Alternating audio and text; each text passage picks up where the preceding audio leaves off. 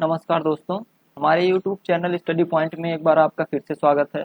दोस्तों, यदि आप हमारे चैनल पर नए हैं तो आप हमारे चैनल को सब्सक्राइब कर लीजिए और बेल आइकन को दबाना ना भूलें। दोस्तों, इसके पहले वाली वीडियो में हमने लेजर के बारे में देखा था। अगर आप book keeping and accountancy playlist में देखेंगे तो इसके पहले ही बहुत सारी वीडियो हमने अपलोड की है। उसमें से हम जर्नल मुख्य रूप से देखे थे, लेजर। उसके बाद आज का वीडियो हम ट्रायल बैलेंस के ऊपर बना रहे हैं। दोस्तों, क्योंकि हम जानते हैं कि जर्नल में लेखा करने या लेजर में पोस्टिंग करने से ही हमारे व्यवसाय के उद्देश्य या व्यवसायी के हिसाब किताब रखने के उद्देश्य पूरे नहीं हो जाते। क्योंकि हम जानते हैं कि व्यवसाय में जितने भी लेखे किए जाते हैं उसमें कहीं ना कहीं कोई त्रुटियां हो सकती हैं, चाहे वह गणितीय त्रुटि हो, चाहे वह कोई खाता या कोई अकाउंट्स जो है लेजर में पोस्टिंग करने से छूट गया हो, या फिर जर्नल में उसका लेखा ना किया गया हो। यानी कि इन सारी चीज़ों की जानकारी के लिए हम ट्रायल बैलेंस को बनाते हैं। और इसके साथ साथ हम यह भी देख लेते हैं कि ये ट्रायल बैलेंस में कि जो भी खाते हम बनाए हैं वे शुद्ध हैं कि नहीं। क्योंकि ट्रायल बैलेंस में जितने भी खाते बनाए जाते, जितने भी खातों की पोस्टिंग लेजर में की गई होती है, उन सारे खातों की जो बैलेंस होते हैं वो हम ट्रायल बैलेंस में ला के करते हैं, चाहे वह डेबिट बैलेंस हो चाहे वह क्रेडिट बैलेंस। तो दोस्तों, आइए हम देखते हैं कि ट्रायल बैलेंस की मीनिंग क्या है। According to this rules of the double entry system, क्योंकि हमने डबल एंट्री सिस्टम के नियम को पढ़ा है, उसके अंतर्गत ये कहा गया है कि after opening accounts in respect on entire transaction and extracting the balance of the debit and credit side। सभी खातों के खोलने के बाद सभी ट्रांजैक्शन को रिकॉर्ड करते हैं और उसको हम लेजर में पोस्टिंग करके क्या करते हैं कि सभी खातों के दोनों पक्षों का योग करते हैं, चाहे वह डेबिट पक्ष हो चाहे वह क्रेडिट साइड हो।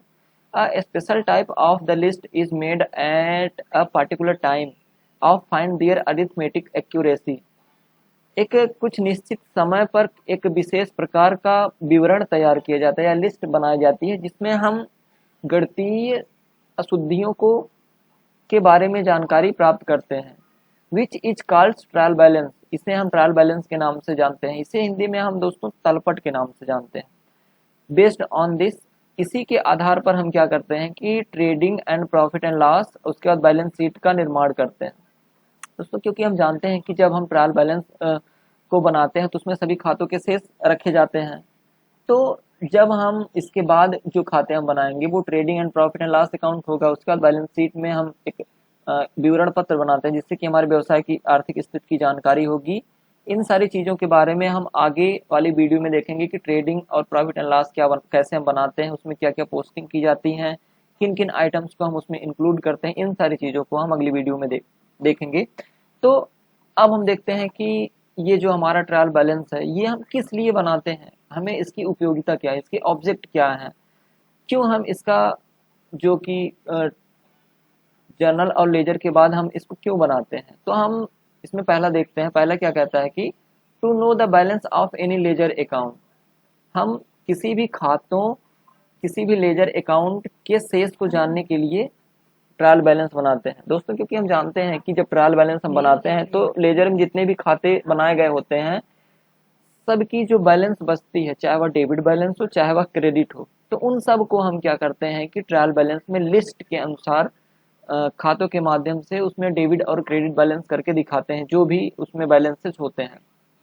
अगला क्या है कि for information on this correctness of accounts open and arithmetic errors in the laser.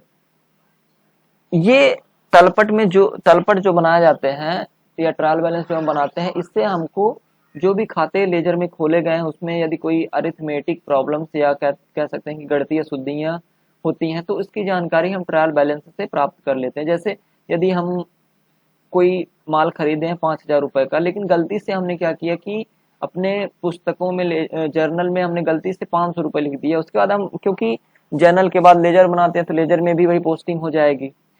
तो यदि लेजर में भी वही पोस्टिंग हो गई तो उसका बैलेंस जो होगा वो सीधे हमारे ट्रायल बैलेंस में आएगा। तो यहाँ तक कि हम अपने गणितीय अशुद्धियों की जानकारी ट्रायल बैलेंस के माध्यम से कर सकते हैं। अगला क्या है, trading and profit and loss account and balance sheet to the based on this. हम जानते हैं कि ट्रायल बैलेंस जो होता है हमारा लाभ हानि खाता, व्यापार खाता व आर्थिक चिट्ठे का आधार होता है। इसी के आधार पर, ट्रायल बैलेंस के ही आधार पर हम क्या करते हैं कि जो हमारा profit and loss account, trading account या बैलेंस शीट होता है, इसी के आधार पर हम बनाते हैं। अगला क्या है, comparing the amounts in the previous year table to draw important conclusion. दोस्तों, क्योंकि हम जानते हैं कि ट्रायल बैलेंस जो होता है ये हमारा एक प्रकार का सभी खातों के बैलेंस को दर्शाता है, और इसके माध्यम से हम यह जान सकते हैं कि किसी भी 2 वर्ष के ट्रायल बैलेंस को हम आपस में कंपेयर करके हम ये जान सकते हैं खातों के अंतर्गत, जैसे कि हमारा परचेज अकाउंट, हमने पिछले वर्ष कितना परचेज किया था, इस वर्ष हम कितना परचेज किए हैं, या फिर उसका बैलेंस कितना बचा है, या हमारा स्टॉक क्या है। तो इन 2 वर्ष के जो अकाउंट्स होते हैं उनको हम कंपेयर करके हम अपने कंक्लूजन को या फिर एक निष्कर्ष ले सकते हैं। जैसे कि पिछले वर्ष हमने कोई माल खरीदा था, उसमें कुछ एक्सपेंस हुए, 5,000 एक्सपेंस हो गए थे, और इस बार हम देख रहे हैं कि उतने ही माल को क्रय करने के लिए हमें 6,000 एक्सपेंस हुए। तो हम उसको इस निष्कर्ष पर पहुंच सकते हैं कि हम किस तरीके से माल को परचेज करें जिससे कि हमारा एक्सपेंस कम हो सके। आगे हम देखते हैं कि जो हमारा ट्रायल बैलेंस होता है इसके कुछ रूल्स दिए गए हैं। क्योंकि दोस्तों, जब हम कभी कभी होता है क्वेश्चन में ये दिया होता है कि सिर्फ कुछ बैलेंसेस दिए होते हैं कि एक मतलब लिस्ट बना दी जाती है कि कैपिटल अकाउंट, उसके सामने इतना अमाउंट लिखा गया, परचेज अकाउंट के सामने इतना अमाउंट लिखा गया। तो इन सारी चीज़ों को हम ट्रायल बैलेंस में किस तरीके से डेबिट या क्रेडिट बैलेंस को हम समझ सकते हैं। तो इसके लिए हमने एक टेबल बनाया कि डेबिट बैलेंस हमारे किस किस खातों का हो सकता है या किस किस आइटम्स का हो सकता है। ऑल एसेट्स अकाउंट, सभी संपत्तियों के खाते जो होते हैं इनका क्या होता है, डेबिट बैलेंस, चाहे वो मशीनरी अकाउंट हो, चाहे वह लैंड अकाउंट हो, चाहे वह बैंक बैलेंस हो या कैश बैलेंस हो। अगला क्या है, एक्सपेंसेस अकाउंट। यदि ट्रायल बैलेंस में जो भी लेजर से पोस्टिंग करके इसमें आए हैं, जो बैलेंस आया है एक्सपेंसेस का, उसका हमेशा क्या होगा, डेबिट बैलेंस होगा। जैसे सैलरी अकाउंट, इसका हमेशा क्या होगा, डेबिट बैलेंस होगा। हमारा एक्सपेंस के रूप में हमारा क्या कह सकते हैं, वेजेस एंड सैलरीज हो गया, एडवर्टीजमेंट, इन सारे एक्सपेंस का हमेशा क्या होता है, डेबिट बैलेंस होता है। अगला क्या, लॉसेस। हमारे व्यवसाय में जो भी हानियां होती हैं उसके लिए जो हम खाते बनाते हैं उसका हमेशा क्या होता है, डेबिट बैलेंस होता है। ड्राविंग, यानी कि व्यवसाय से हम जो पैसा निकाल रहे हैं, क्योंकि हम जानते हैं कि व्यवसाय से अलग अस्तित्व होता है। यदि जो व्यवसाय होता है, जो बिजनेसमैन होता है, यदि व्यवसाय से कुछ पैसा निकालता है या लाभ में से कुछ पैसा अपने व्यक्तिगत उपयोग के लिए यूज करना चाहता है, तो उसे हम ड्राविंग के अंतर्गत जानते हैं। क्योंकि हम जानते हैं कि ड्राविंग का जो बैलेंस होता है वो हमारा डेबिट बैलेंस होता है। हमने बताया था कि जितने भी एसेट्स हैं उनका हमेशा डेबिट बैलेंस होगा। तो हमारा कैश और बैंक बैलेंस जो है ये हमारा एसेट्स है, क्योंकि हम जानते हैं कि कैश हमारी एक लिक्विड एसेट्स है, तरल संपत्तियां हैं। तो ये हमारा क्या है कि जितने भी एसेट्स, एक्सपेंसेस, लॉसेस, कैश और बैंक बैलेंस, इनका क्या होगा कि ट्रायल बैलेंस में हमेशा डेबिट बैलेंस होगा। दोस्तों, यदि आप इसे याद कर लेंगे तो आपको क्वेश्चन को सॉल्व करने में कोई प्रॉब्लम नहीं होगी, और आसानी से हम कम समय में अपने क्वेश्चन को सॉल्व कर सकते हैं। और अगला क्या है कि इसमें क्रेडिट बैलेंस में क्या क्या होगा कि ऑल लायबिलिटीज एसेट्स, जितने भी हमारे दायित्व हैं, चाहे वह हम कहीं से लोन लिए हों, उसको पेमेंट करना हो, तो हमेशा लोन का क्या होगा कि हमेशा कौन सा बैलेंस होगा, क्रेडिट बैलेंस। अगला क्या है, इनकम अकाउंट, यानी कि जितने भी हमारे आय होंगे, चाहे वह हमें इंटरेस्ट मिले, चाहे हमें कोई छूट मिले, तो वह प्रॉफिट होगी, तो वो हमारा क्या होगा, क्रेडिट बैलेंस होगा। कैपिटल अकाउंट का हमेशा क्या होता है, क्रेडिट बैलेंस। हम लिखते हैं ना कि cash account debit to capital account. यदि व्यवसाय में कोई व्यवसायी कैश ला रहा है, या व्यवसाय में कोई व्यवसायी क्या कर रहा है कि अपना व्यवसाय यदि स्टार्ट कर रहा है, जो भी वह कैश लाएगा उसका हमेशा क्या होगा, कैपिटल का क्रेडिट बैलेंस होगा। ठीक, तो आगे हम इसमें देखते हैं कि ट्रायल बैलेंस का जो प्रो फार्मा है, इसमें हम क्या देखते हैं कि जो हमारा पहला कॉलम होगा ये सीरियल नंबर का होगा। इसमें हम क्या लिखेंगे कि जो भी खाते हैं उसका, जैसे यदि कैपिटल अकाउंट है तो फर्स्ट नंबर पे, दूसरा परचेजेस अकाउंट, सेल्स अकाउंट, यानी कि जितने भी खाते होंगे उनकी नंबरिंग की गई होती है पहले कॉलम में, एस नंबर में, सीरियल नंबर में। अगले क्या, लेजर अकाउंट। लेजर में जितने भी खाते बनाए गए होते हैं, हमने बताया था कि ट्रायल बैलेंस जो होता है सभी खातों का शेष दर्शाता है। तो लेजर में जितने भी खाते बनाए जाते हैं उनको हम ट्रायल बैलेंस में एक एक करके लिख लेते हैं। जैसे कैश अकाउंट, कैपिटल अकाउंट, ठीक। यानी कि इस तरीके से हम सबको एक क्रम में लिख लेते हैं। और अगला क्या, लेजर फोलियो, यानी कि जो लेजर हम बनाए थे कैश अकाउंट किस पृष्ठ पर दिया गया है लेजर में, उसके सामने हम लिख सकते हैं, पर ये इसमें ज़्यादा अधिकतर लोग लिखते नहीं हैं। और अगला क्या है कि इसमें अमाउंट डेबिट और अमाउंट क्रेडिट का दो कॉलम दिया गया है। अमाउंट डेबिट का मतलब है कि जो भी खाते होते हैं उसका डेबिट बैलेंस होगा, तो इसमें हम लिखेंगे जैसे कैश का हमारा हमेशा डेबिट बैलेंस होता है, तो हम इसमें लिखेंगे मान लीजिए 2000 हमारा कैश का डेबिट बैलेंस है, ठीक। यदि कोई लायबिलिटी है, जैसे लोन अकाउंट हम बनाएंगे, हमारा जो लोन अकाउंट होगा ये क्या होगा कि ये हमारा क्रेडिट बैलेंस होगा, क्योंकि ये हमारी लायबिलिटी है। हमने बताया था कि जितने भी all liabilities are credited in trial balance. तो हमने बताया कि ट्रायल बैलेंस में हमेशा लायबिलिटीज जो होंगी उनके हमेशा क्या होंगे, क्रेडिट बैलेंस होंगे। तो इसमें हम क्रेडिट बैलेंस लिख देते हैं। अब हम देखते हैं कि ट्रायल बैलेंस बनाने के कितनी विधियां हैं, methods of preparation of trial balance. Trial balance का को मुख्य रूप से हम इसलिए बनाते हैं कि खातों की गणितीय अशुद्धियों, जो अरिथमेटिक एरर्स हैं, उसको हम दूर कर सकें। और यदि हमारे ट्रायल बैलेंस के दोनों पक्ष, जो हमारा डेबिट बैलेंस होगा और दूसरा क्या होगा, क्रेडिट बैलेंस, यदि ये दो पक्ष के बैलेंस लास्ट में बराबर आते हैं, तो हम ये जानते हैं कि हमारा जो ट्रायल बैलेंस बना है ये मुख्य रूप से पूरा शुद्ध है, इसमें कोई त्रुटि नहीं है, ठीक। तो इस तरीके से हम बनाएंगे। यदि इसमें कोई एक पक्ष डेबिट बैलेंस बड़ा या क्रेडिट बड़ा है, या डेबिट छोटा है क्रेडिट बड़ा है, यानी कि इस तरीके से अगर कुछ होगा तो हम समझ जाएंगे कि हमारा ट्रायल बैलेंस जो बना है ये ट्रू नहीं है, ये हमारा अशुद्ध है। तो इसमें इसको बनाने के लिए हमारे कुल मिला के 4 विधियां दी गई हैं। टोटल मेथड, कुल विधि, दूसरा बैलेंस मेथड, तीसरा टोटल एंड बैलेंस मेथड।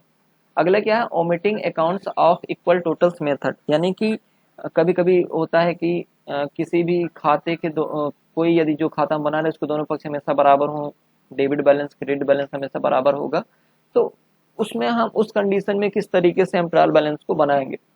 तो दोस्तों अब हम एक एक करके आगे देख लेते हैं। इसके पहले दोस्तों, यदि आप हमारे चैनल पर नए हैं तो आप हमारे चैनल को सब्सक्राइब कर लीजिएगा और इस वीडियो को अपने दोस्तों के पास ज़्यादा से ज़्यादा शेयर करिएगा, क्योंकि हो सकता है कि आपके प्रयास से किसी को ये ट्रायल बैलेंस अच्छे से समझ में आ जाए। तो सबसे पहले हम मेथड देखेंगे, टोटल मेथड। तो टोटल मेथड में हम एक एग्जांपल से देखते हैं कि इसको हम किस तरीके से बनाते हैं। पहले हम सबसे पहले प्रो फार्मा तैयार कर लेते हैं टोटल मेथड का। ये पहला हमारा कॉलम एसआर नंबर का है, सीरियल नंबर, ठीक, एसआर नंबर, ठीक। अगला हमारा क्या है, लेजर अकाउंट, लेजर अकाउंट। अगला हमारा कॉलम होगा एलएफ नंबर का, ठीक। फिर अगला कॉलम हमारा होगा डेबिट बैलेंस का, और उसके बाद वाला कॉलम क्या होगा, हमारा क्रेडिट बैलेंस का, ठीक।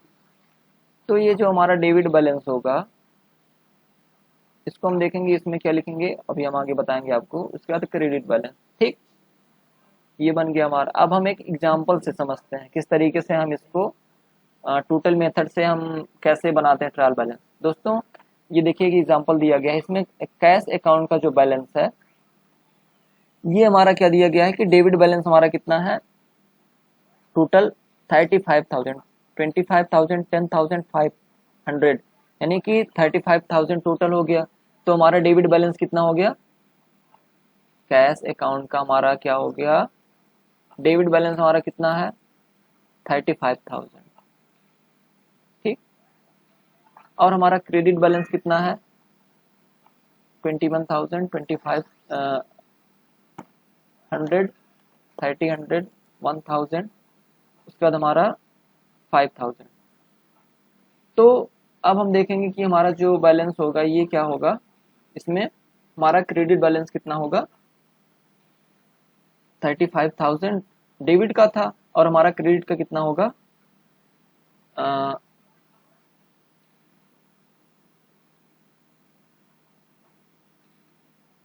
27,500, ठीक। तो हमारा क्या होगा 27,500। अब अगला हमारा कौन सा खाता है, furniture account. Furniture account,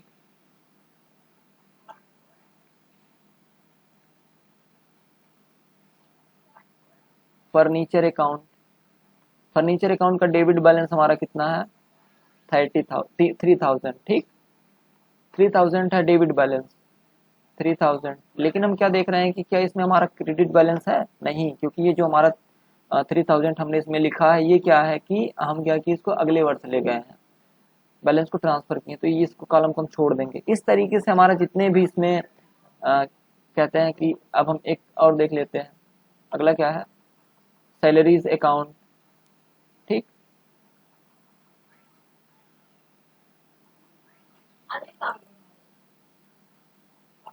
salaries account, और क्या है हमारा, सैलरीज, श्याम और purchase. Salaries account, Shyam account, फिर अगला हमारा क्या है, परचेज अकाउंट,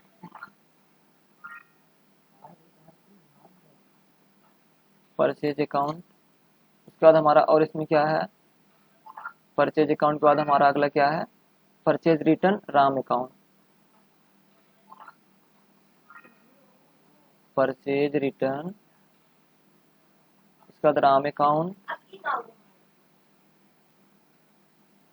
और अगला हमारा क्या है इसमें, सेल्स रिटर्न कैपिटल।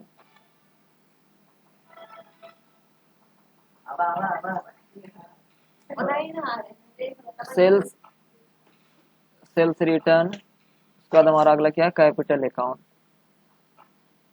ठीक, तो इस तरीके से हमने सारे खातों को लिख लिया। अब इसका बैलेंस जो होगा हम इसको अब हम लिखेंगे।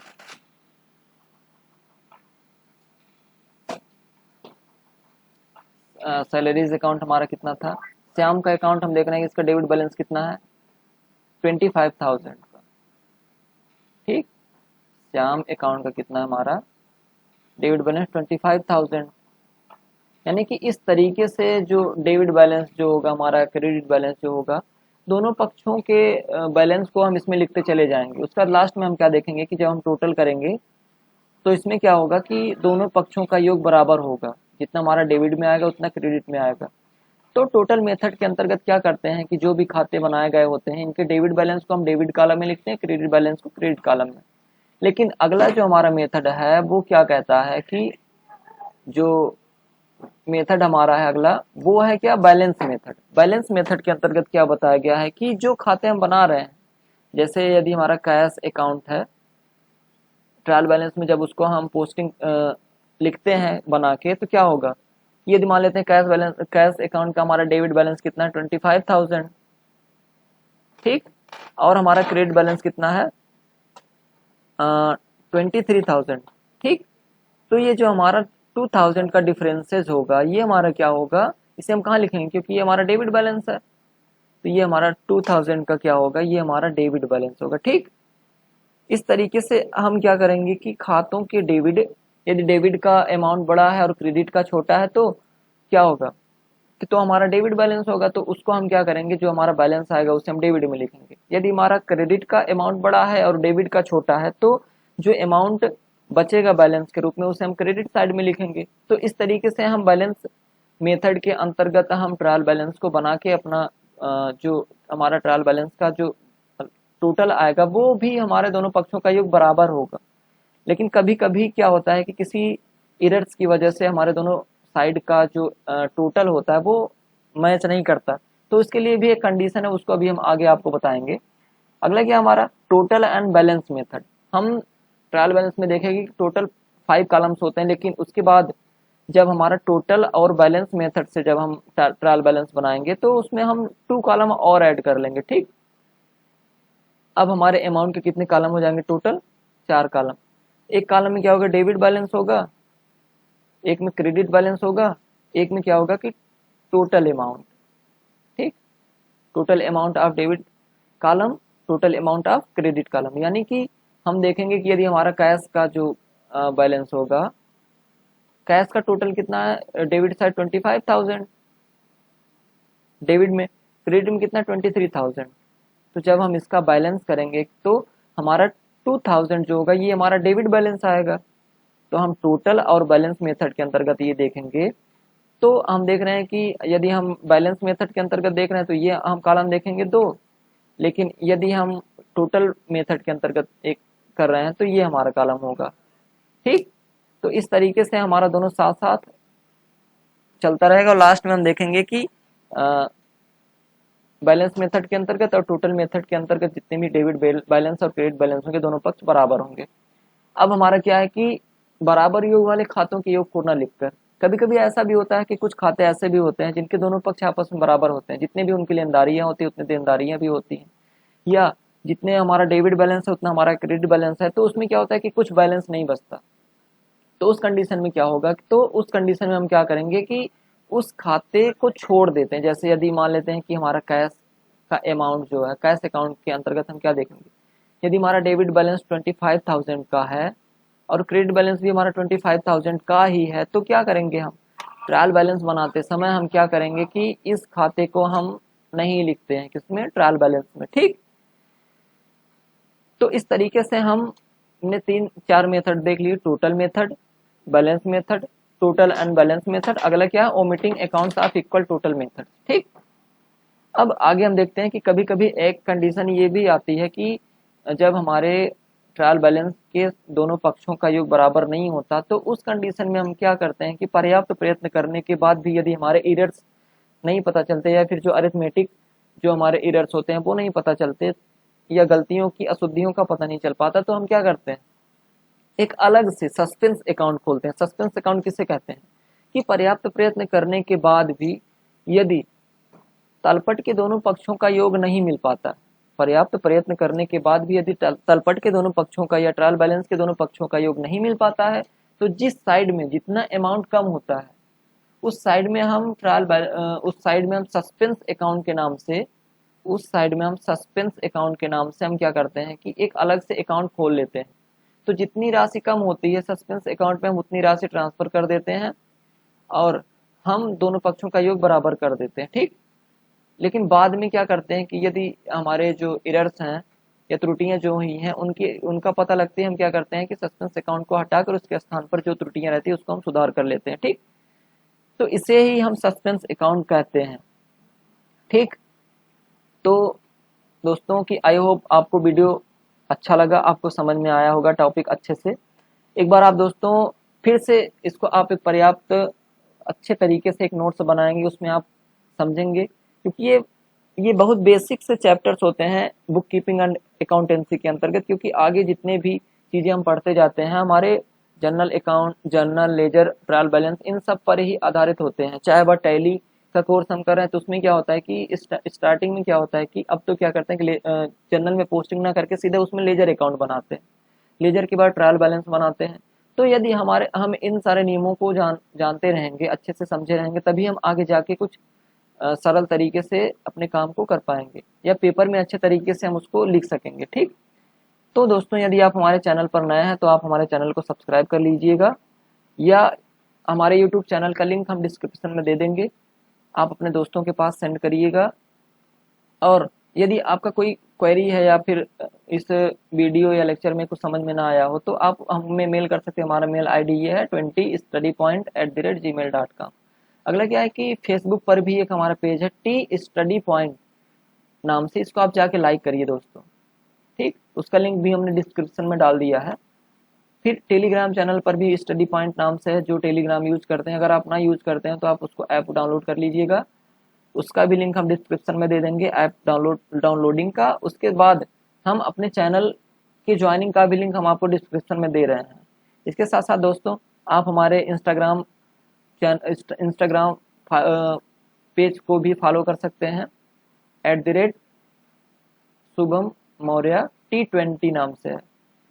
तो दोस्तों आप जाइएगा, लिंक इन सारे सोशल मीडिया का लिंक हम डिस्क्रिप्शन में डाल दिए हैं, जाइए फॉलो करिए और अच्छे से आप पढ़ाई करिए। धन्यवाद।